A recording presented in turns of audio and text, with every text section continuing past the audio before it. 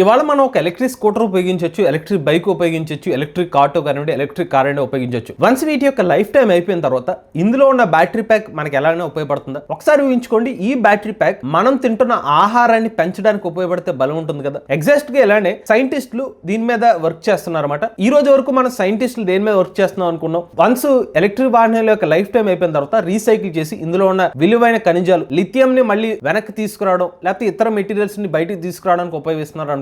కానీ వీళ్ళు ఇంకా ముందుకు వెళ్ళి ఒక సరికొత్త ఆలోచన చేశారన్నమాట. మన వ్యవసాయంలో ఎరువుల కింద ఈ రీసైక్లింగ్ చేసిన మెటీరియల్స్ ని ఎలా ఉపయోగించవచ్చు అని సైంటిస్టులు ఒక సరికొత్త ఆలోచన అయితే కనుగొన్నారన్నమాట. మరి ఏంటి ఆలోచన? దీనివల్ల మన ఆహారాన్ని తయారు చేయడానికి ఎలా ఉపయోగపడుతుంది? పూర్తి సమాచారాన్ని ఈ రోజు మన ఈవీ కుర్రాడు ఛానల్ తెలుసుకుందాం. నమస్తే, నేను మీ కృష్ణ చైతన్య మండేలో మీ ఈవీ కుర్రాడు. ఫస్ట్ మన ఈ ఓవరాల్ ప్రాసెస్ గురించి అర్థం చేసుకోవాలంటే అసలు ఒక ఎలక్ట్రిక్ వాహనం యొక్క బ్యాటరీ ప్యాక్ లో ఏముంటాయి, ఏ కాంపోనెంట్స్ ఉంటాయని తెలుసుకుందాం. మన present lithium ion battery packs ఏవైతే ఉన్నాయో రెండు రకాల బ్యాటరీ ప్యాక్స్ ఉపయోగిస్తున్నాం. ఫస్ట్ ఎన్ఎంసీ కెమిస్ట్రీ, రెండోది ఎల్ఎఫ్పి కెమిస్ట్రీ. ఎన్ఎంసీ చూసుకున్నట్లయితే నికిల్, మ్యాంగనీస్, కోబాల్ట్. అలానే ఎల్ఎఫ్పి చూసుకున్నట్లయితే లిథియం ఐరన్ ఫాస్ఫేట్. ఈ మెటీరియల్స్ అన్ని కలిపితే దాంట్లో ఉన్న క్యాథోడ్ మెటీరియల్స్ కానివ్వండి, యానోడ్ మెటీరియల్స్ కానివ్వండి దీంట్లో ఉపయోగిస్తారు. ఇప్పుడు మీకు లిథియం కానివ్వండి, లేకపోతే మ్యాంగనీస్ కానివ్వండి, ఇలా డిఫరెంట్ మెటీరియల్స్ డైరెక్ట్ గా మనకి దొరికేవన్నమాట. వీటిని మనం మైనింగ్ చేయాలి. చాలా ఎనర్జీని ఖర్చు చేసి మైనింగ్ చేసి కొంత మేరకు పొల్యూషన్ లాంటిది క్రియేట్ చేసి ఓవరాల్ గా దీన్ని బయటికి తీసి మన ఎలక్ట్రిక్ వాహనాల్లో బ్యాటరీ ప్యాక్స్ కింద ఉపయోగించుకుంటున్నాం అనమాట. అయితే మనం ఇవాళ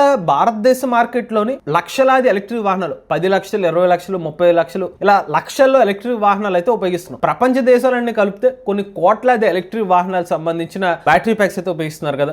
సంవత్సరాలు గడిచిన తర్వాత వీటి యొక్క లైఫ్ టైం తగ్గిపోతుంది. ఆ తర్వాత బ్యాటరీ ప్యాక్స్ ఉపయోగం లేని విధంగా బయటపడాల్సిన అవసరం ఉంటుంది. ఎప్పుడైతే మన లిథియం అయాన్ బ్యాటరీ ప్యాక్స్ ని అలా ఎన్విరాన్మెంట్ లో అలా పడేస్తే ఏమవుతుంది అనమాట, ఇందులో ఉన్న మెటీరియల్ ఏదైతే ఉంటుందో అది లీకేజ్ కింద మారి మన భూమిని నాశనం చేసే అవకాశం ఉంటుంది. అంటే హానికరమైన వాయువులు కానివ్వండి, హానికరమైన పదార్థాల కింద మారుతాయి అనమాట ఇవి. అందుకనే దీన్ని ప్రాపర్ గా రీసైక్లింగ్ అనేది అవసరం అనమాట. ఒక అంచనా ప్రకారం 2030 సంవత్సరానికి వచ్చేసరికి భారతదేశంలో ప్రతి సంవత్సరం కూడా ఇలా లిథియం అయాన్ సంబంధించిన రీసైక్లింగ్ 10 లక్షల బ్యాటరీ ప్యాక్స్ వచ్చే అవకాశం ఉంటుంది. సో జస్ట్ ఊహించుకోండి, ఇంత భారీ మొత్తంలో బ్యాటరీ ప్యాక్స్ వస్తున్నప్పుడు దానికి సరైన ప్రాపర్ రీసైక్లింగ్ చేసుకోవాలి, మనం న్యాచురల్ గా ఎలా ఉపయోగించుకోవాలి అనే ఒక ఆలోచన కూడా మనకు ఉండాలి. సో ఇలా రీసెర్చ్ చేస్తున్నప్పుడు యూనివర్సిటీ ఆఫ్ విస్కాన్సిన్ లోని శాస్త్రవేత్తలు ఒక సరికొత్త ఆలోచనతో వచ్చారన్నమాట. మన ఈ బ్యాటరీ ప్యాక్స్ రీసైకిల్ చేస్తున్నాం కదా, ఈ రీసైక్లింగ్ తో పాటుగా వచ్చిన ఆ పదార్థాన్ని మనం ఎరువుల కింద ఎలా ఎందుకు ఉపయోగించకూడదు అనే ఒక ఆలోచనతో మనకి ఆస్ట్రేలియాలోని యూనివర్సిటీలోని కొంతమంది శాస్త్రవేత్తలు ఒక సరికొత్త ఆలోచనతో వచ్చారన్నమాట.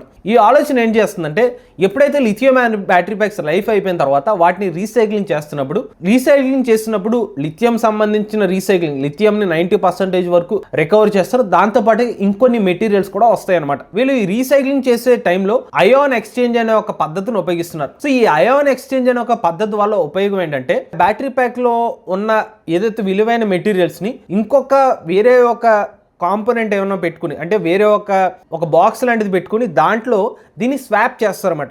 ఎప్పుడైతే స్వాప్ జరుగుతుందో మనకి వచ్చిన ఫైనల్ బై ప్రోడక్ట్ ఏదైతే ఉంటుందో దాన్ని ఎరువుల కింద ఉపయోగించుకునే అవకాశం ఉంటుందని చెప్తున్నారు. అంటే మనకి పాత ఎల్ఎఫ్పి బ్యాటరీ ప్యాక్స్ ఏదైతే ఉంటాయో వీటిని ఒక కంట్రోల్డ్ సొల్యూషన్స్ లో పెట్టి ఈ లిథియం అయాన్ ఎక్స్చేంజ్ మెథడ్ లో పొటాషియం అయాన్స్ ని ఉపయోగించి ఫైనల్ గా ఒక న్యూట్రియంట్ అయితే డెవలప్ చేస్తున్నారు. ఈ న్యూట్రియంట్ నే మనకి ఎరువుల కింద ఉపయోగించడానికి హెల్ప్ అవుతుందని చెప్తున్నారు. ఈ అయాన్ ఎక్స్చేంజ్ పద్ధతిలో మనకి ఫాస్ఫరస్, ఐరన్ వంటి మెటీరియల్స్ కూడా బై ప్రొడక్ట్స్ కింద అయితే వస్తాయి అనమాట. మనకి ఎరువుల్లో ఈ ఫాస్ఫరస్ మరియు ఐరన్ ని కూడా ఉపయోగిస్తారు. చివరికి రియాక్షన్ అంతా జరిగిన తర్వాత మనకి ఫైనల్ ప్రొడక్ట్స్ కింద కొన్ని సాల్ట్స్, దాంతో పాటుగా పొటాషియం కానివ్వండి, ఫాస్ఫరస్, ఇలా విలువైన మనకి పొటాషియం మరియు ఫాస్ఫరస్ అనేవి ఫైనల్ ప్రొడక్ట్స్ కింద మిగులుతాయి అనమాట. వీటిని ఫైనల్ గా ప్యూరిఫికేషన్ చేసి వీటిని మొక్కలకి ఎరువుల కింద ఉపయోగించవచ్చు అని చెప్పి శాస్త్రవేత్తలు కనుక్కున్నారు. అలానే నేను మీకు ఇప్పుడు చెప్పిన ఈ ప్రాసెస్ ఏదైతుందో జస్ట్ ఏదో ఒక మిక్సీ కింద చేసేసి వెంటనే వేరుగా సెపరేట్ చేయడం కాదనమాట. దీంట్లో చాలా స్టెప్ బై స్టెప్ ప్రాసెస్ అయితే ఉంటుందన్నమాట.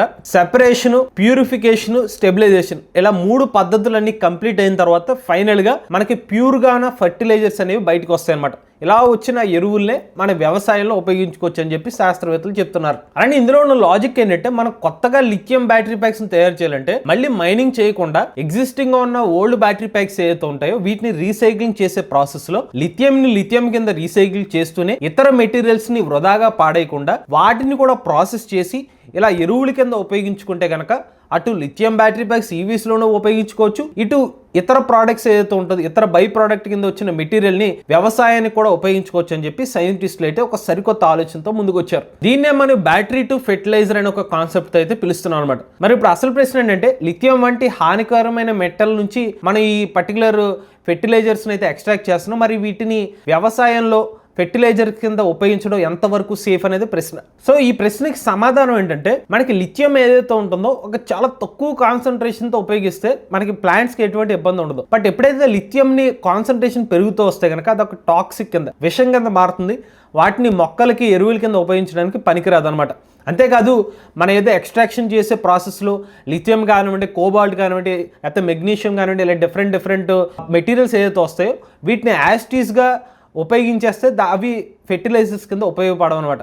దీన్ని 100% ప్యూరిఫికేషన్ ప్రాసెస్లో ఉపయోగించి సెపరేషన్స్ కానివ్వండి, లేకపోతే ప్యూరిఫికేషన్ పద్ధతులు అన్నీ చెక్ చేసుకున్న తర్వాతే ఫైనల్గా వచ్చిన ప్రోడక్ట్ని మాత్రమే ఫెర్టిలైజర్ కింద ఉపయోగిస్తే ఉపయోగం ఉంటుంది అనమాట. అలానే ఈ సొల్యూషన్లో ఉన్న pH value, salt concentration value కూడా చాలా ముఖ్యమే అనమాట. అందుకనే సైంటిస్టులు ఇలా రీసైక్లింగ్ చేస్తున్న పద్ధతిలో ఫైనల్గా వచ్చిన ప్రోడక్ట్ ఏదైతే ఉంటుందో చాలా ఎక్కువ టైం ఉపయోగించి దీన్ని ప్రాపర్గా రీసైకిల్ చేసి ఎటువంటి ఇంప్యూరిటీస్ లేకుండా, అంటే హానికరమైన టాక్సిక్ మెటీరియల్స్ లేకుండా దాన్ని న్యూట్రలైజ్ చేసే ఎరువుల కింద మార్చడానికి ప్రయత్నిస్తున్నామని చెప్తున్నారు. ఈ టెస్ట్లన్నీ పాస్ అయిన తర్వాత మాత్రమే ఫైనల్గా వచ్చిన ప్రోడక్ట్ని ఫెర్టిలైజర్ కింద అయితే ఉపయోగించవచ్చు అనమాట. కాకపోతే ఇక్కడ ఒక గమనించాల్సిన విషయం ఏంటంటే మన సాధారణంగా ఎరువుల షాప్ దగ్గరికి వెళ్ళి రెడీ టు యూజ్ ఎరువులాగా ఇది ఉపయోగపడవు అనమాట. ఎందుకంటే ఇప్పుడు సైంటిస్టులు ఇన్ని పద్ధతులు ఉపయోగించి ఫైనల్గా వస్తున్న బై ప్రోడక్ట్ కాబట్టి దాన్ని ఈజీ టు మనకి మార్కెట్లో దొరికే విధంగా అయితే ఉండవు అనమాట ఇప్పట్లో అయితే. దీనికోసం ఫీల్డ్ ట్రయల్స్ కానివ్వండి, లాంగ్ టర్మ్ స్టడీస్ అనేది అవసరం. ఎందుకంటే వీటిని చాలా జాగ్రత్తగా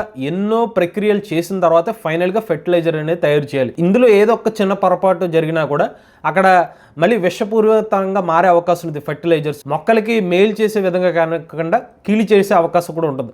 సో అందుకనే ఇది ఇప్పటికిప్పుడే ఇమీడియట్గా మార్కెట్లోకి వచ్చేస్తుందని చెప్పట్లేదు. కొంత టైం పట్టుకున్న తర్వాతే, కొన్ని సంవత్సరాల రీసెర్చ్ చేసిన తర్వాతే ఎండ్ రిజల్ట్ ఏంటంటే ఈ లిథియం బ్యాటరీ ప్యాక్స్ రీసైక్లింగ్ వచ్చిన ఎడిషనల్ మెటీరియల్ నుంచి ఫెర్టిలైజర్ తయారు చేయాలని ఒక కాన్సెప్ట్ అనేది ఒక సరికొత్త ఆలోచన మీద సైంటిస్టులు అయితే వర్క్ చేస్తున్నారు. అయితే ఇది సాధ్యం అవ్వాలంటే చాలా ముఖ్యమైన విషయం అంటే చాలా స్ట్రిక్ట్ క్వాలిటీ కంట్రోల్ ద్వారానే ఈ బ్యాటరీ టు ఫెర్టిలైజర్ అనే ఒక కాన్సెప్ట్ అనేది నిజమవుతుంది అనమాట. ఇప్పుడు నెక్స్ట్ ప్రశ్న ఏంటంటే ప్రజెంట్ ఉన్న బ్యాటరీ ప్యాక్స్ లో LFP మరియు NMC కెమిస్ట్రీ బ్యాటరీ ప్యాక్స్ ఉన్నాయి కదా, ఈ రెండు కెమిస్ట్రీస్ లో ఏది ఫెర్టిలైజర్స్ కి అనుగుణంగా ఉంటుంది? ఫస్ట్ చూసినది LFP కెమిస్ట్రీ చూసుకుందాం. ఇందులో మనకి ఐరన్ మరియు ఫాస్ఫేట్ అనే రెండు పదార్థాలు అయితే ఉంటాయి. ఐరన్ కానివ్వండి, ఫాస్ఫేట్ ఏదైతే ఉంటాయో ఇది హానికరం కాని ఎలిమెంట్స్ అనమాట. సో అందుకనే వీటిని రీసైకిల్ చేస్తే కనుక సో మనకి ఫెర్టిలైజర్ తయారు చేయడానికి అనువుగా ఉన్న బ్యాటరీ కెమిస్ట్రీ ఏదైనా ఉందంటే LFP కెమిస్ట్రీ అనమాట. అంటే మనకి ఫెర్టిలైజర్ ప్రాసెస్ కోసం ఎక్కువగా LFP బ్యాటరీ ప్యాక్ నుంచి వచ్చే రీసైక్లింగ్ అనేది హెల్ప్ అవుతుంది అనమాట. బట్ మనకి NMC కెమిస్ట్రీ చూసుకున్నట్లయితే ఇందులో మనకి నికెల్ మరియు కోబాల్ట్ వంటి విలువైన మెటల్స్ అయితే ఉంటాయి. సో మనకి NMC కెమిస్ట్రీ పరంగా రీసైక్లింగ్ లో వచ్చే నికెల్ మరియు కోబాల్ట్ ని కొత్త బ్యాటరీ ప్యాక్స్ తయారు చేయడం కోసం ఎక్కువగా ఉపయోగిస్తారు. దీని నుంచి వచ్చే వాల్యూ నికెల్ మరియు కోబాల్ట్ కి ఎక్కువ ఉంటుంది NMC కెమిస్ట్రీ పరంగా. సో దీని యొక్క బై ప్రొడక్ట్స్ కూడా ఎక్కువ వాల్యూ ఉంటుంది కాబట్టి మోస్ట్లీ ఫెర్టిలైజర్స్ కాకుండా బ్యాటరీ ప్యాక్స్ కింద కానివ్వండి, ఎనర్జీ స్టోరేజ్ కింద ఎక్కువ ఉపయోగించే అవకాశం ఉంది. సో దీని అంతా ఓవరాల్ గా అనలైజ్ చేస్తే కనుక ఎక్కువ రీసైక్లింగ్ పరంగా ఇలా ఫెర్టిలైజర్స్ ఉపయోగపడేది ఏంటన్నా ఉందంటే LFP బ్యాటరీ ప్యాక్ నుంచి వచ్చే ఫైనల్ బై ప్రొడక్ట్స్ అనమాట. సో కంపేర్ విత్ NMC కెమిస్ట్రీతో పోలిస్తే LFP బ్యాటరీ ప్యాక్ కెమిస్ట్రీలో ఉన్న మెటీరియల్స్ ఏదైతే ఉన్నాయో రీసైక్లింగ్ అనుగుణంగా ఉండడం, కంపేర్ విత్ NMCతో పోల్చుకున్నది లెస్ వాల్యూ బై ప్రొడక్ట్స్ అవుట్పుట్లో ఉండడం వల్ల వాటినే ఎరువుల కింద తయారు చేసే అవకాశం ఎక్కువగా కనిపిస్తుంది. ఈవెన్ అది హానికరమైన మెటీరియల్స్ కాకపోవడం వల్ల కూడా వీటినే ఫెర్టిలైజర్స్ తయారు చేయడానికి ఎక్కువ అవకాశం ఉంది.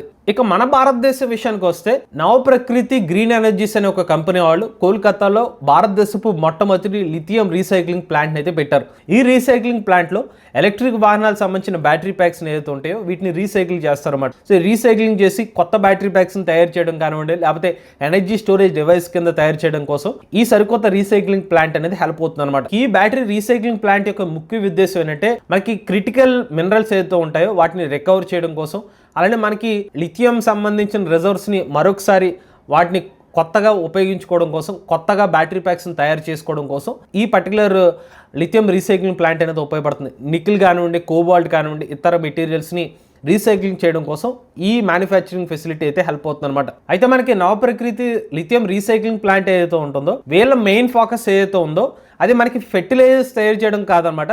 ఇండస్ట్రియల్ లిథియం సంబంధించిన రీసైక్లింగ్ అనేది వీళ్ళ మెయిన్ ఎజెండా అనమాట. సో మనకి ఎక్కడ ఏదైతే బ్యాటరీ ప్యాక్స్ ని సేకరిస్తారో ఫైనల్ గా వీళ్ళు డెవలప్ చేద్దాం అనుకుంటుంది కొత్తగా లిథియం అండ్ బ్యాటరీ ప్యాక్ ని వేరే దేశం మీద లిథియం ఇంపోర్ట్స్ మీద ఆధారపడకుండా ఎగ్జిస్టింగ్ గా ఉన్న పాత లిథియం బ్యాటరీ ప్యాక్స్ నుంచి కొత్త లిథియం బ్యాటరీ ప్యాక్స్ ని ఎలా తయారు చేయడం, ఎక్కువ లైఫ్ ఇచ్చే కొత్త ఎలక్ట్రిక్ వెహికల్ బ్యాటరీ ప్యాక్స్ ని ఎలా తయారు చేయడం అనేది ఫోకస్ కింద ఉంది. సో కావాలనుకుంటే వీళ్ళు మనకి ఆస్ట్రేలియాలోని సైంటిస్టులు కొత్తగా డెవలప్ చేసిన ఈ బ్యాటరీ టు ఫెర్టిలైజర్ కాన్సెప్ట్ కూడా వీళ్ళు అడాప్ట్ చేసుకోవచ్చు. కాకపోతే దానికి వీళ్ళ మార్కెట్ పరంగా అనాలిసిస్ చేసుకుని కమర్షియల్గా ఎంతవరకు వర్కౌట్ అవుతుంది అనేది వాళ్ళ లెక్కలు ఉంటాయి. అగైన్ ఇది ఇప్పట్లోనే సాధ్యమయ్యేది కాదని చెప్తున్నాం కదా.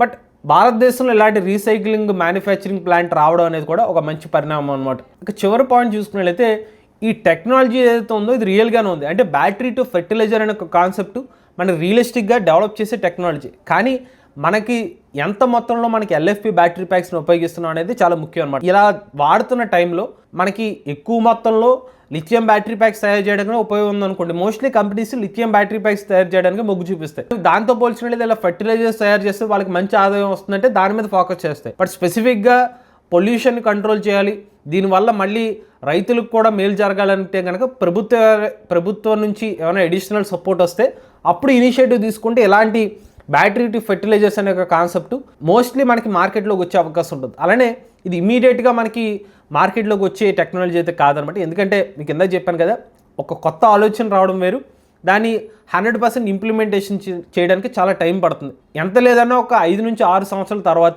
ఇలాంటి సరికొత్త బ్యాటరీ టు ఫెర్టిలైజర్ అనే ఒక కాన్సెప్ట్ని మనం 100% రియల్గా కమర్షియలైజేషన్ ఆస్పెక్ట్లో ఆలోచిస్తే అది పాసిబిలిటీలో అవకాశం అయితే ఉంటుందన్నమాట. మీకు అగైన్ ఇందాక చెప్తున్నాను కదా, దాన్ని రీసైకిల్ చేయడం ముఖ్యం కాదు, ఎంత శాతం ఆ రీసైకిల్ చేసిన ఆ మెటీరియల్ని విషం లేని పదార్థంగా ఉపయోగించడం అనేది చాలా ఇంపార్టెంట్. సో మన యాస్టీజు ఆ ఇంప్యూరిటీస్తో మనం కొత్తగా ఫెర్టిలైజర్ తయారు చేసిన ఉపయోగం ఉండదు.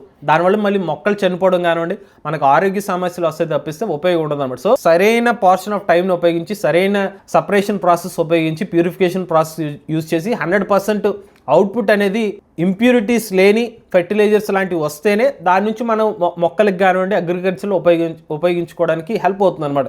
అంతే తప్పిస్తే విషపూరితమైన ఫెర్టిలైజర్స్ తయారు చేయడంలో ఉపయోగం ఉండదు కదా. ఈ ప్రాసెస్ కొంచెం టైం పట్టినప్పటికీ ఆలోచన అనేది మంచి విషయం. అటు ఈవీ ఇండస్ట్రీ పరంగా భారతదేశంలో మొట్టమొదటి లిథియం రీసైక్లింగ్ ప్లాంట్ ఏర్పాటు చేయడం మంచి విషయం. లిథియం బ్యాటరీ ప్యాక్స్కి భారతదేశం సబ్సిడీస్ అందించడం మంచి విషయం. ఇలా కొత్త రకమైన బై ప్రొడక్ట్స్ తయారు చేయడం వల్ల రైతులకు ఉపయోగపడుతుంది. బట్ ఇవన్నీ ఫైనల్ స్టేజ్ రావాలంటే కొంత టైం అయితే పడుతుంది అనమాట. ఇది బ్యాటరీ టు ఫెర్టిలైజర్ కాన్సెప్ట్ సమాచారం అండి. మీరు కూడా ఎలక్ట్రిక్ వెహికల్ ఉపయోగిస్తున్నది మీ ఓనర్షిప్ మాతో షేర్ అవుతుంది. స్క్రీన్ పై కనిపించే నెంబర్కి వాట్సాప్ చేయండి, లేదంటే డిస్క్రిప్షన్లో ఫామ్ ఫిల్ చేయండి. ఈ వీడియో కానీ మీ నచ్చినట్లయితే ఈవీ కొరాడ్ ఛానల్ సబ్స్క్రైబ్ చేసుకోండి. లేటెస్ట్ అప్డేట్స్ కోసం ఈవీ కొరాడ్ లైవ్ ఛానల్, ఆటోమొబైల్ కోసం ఎంబీఎస్ ఆడ తెలుగు ఛానల్, ఏ కోసం ఏ తెలుగు ఛానల్ సబ్స్క్రైబ్ చేసుకోండి. Charge nature drive future.